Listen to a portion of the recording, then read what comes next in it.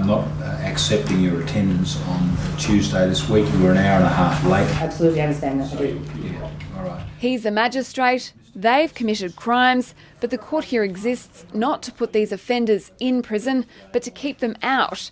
This is Victoria's only drug court in Dandenong, east of Melbourne. Is there something happening that is causing this escalation? The court runs rehabilitation programs in which addicts who have carried out crimes either on drugs or to support their drug habit become answerable for every illicit substance in their system. You feel good when you give clean urines and the court collapse. You know, you're given it might not sound much, but give it a week clean urine, so that's a big deal for someone who's been using for years. Brett has been a regular at the Court Community Garden since beginning the program 8 months ago. He had committed an aggravated burglary, but can't remember the crime because he was out of his mind on pills. For Brett, going drug-free hasn't been easy, but he says he's committed. Because I've got a good rapport with my counsellor and my clinical advisor, you know, you don't want to let them down as well as yourself. So as time goes on, you pick it up, you get used to it. At this conference, Magistrate Tony Parsons and his team are going over case files ahead of their weekly court meetings with program participants.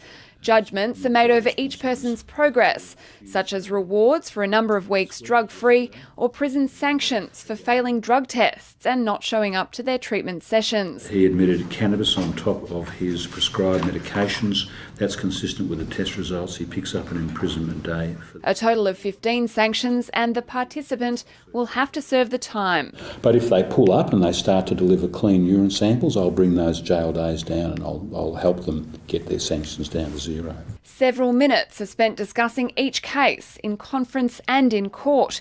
It's all time essentially dedicated to an offender's rehabilitation. Thank you again, Your Honour, for the support.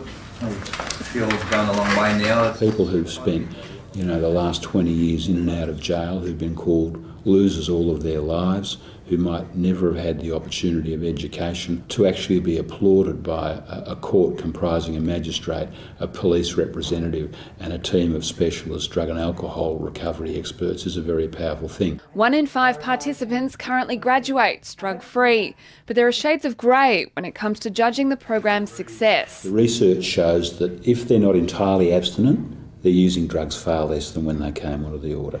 And even they might still be committing the occasional crime, we know that it's far less often and far less serious. With Dandenong the only drug court in the state, offenders must fall within the catchment to take part in the program. Could be criticised for having this wonderful service at Dandenong but not making it more available to the rest of the community. That's really in the lap of the government. For Brett, it's hard to believe that someone in his situation just a few suburbs away might simply be locked up for their crime while he's been given a second chance. With this new wave of ice getting round,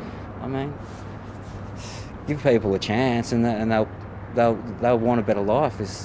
I think if you ask 90% of people who are on drugs, they want to get off them. They don't want to be on it. It's not a fun lifestyle.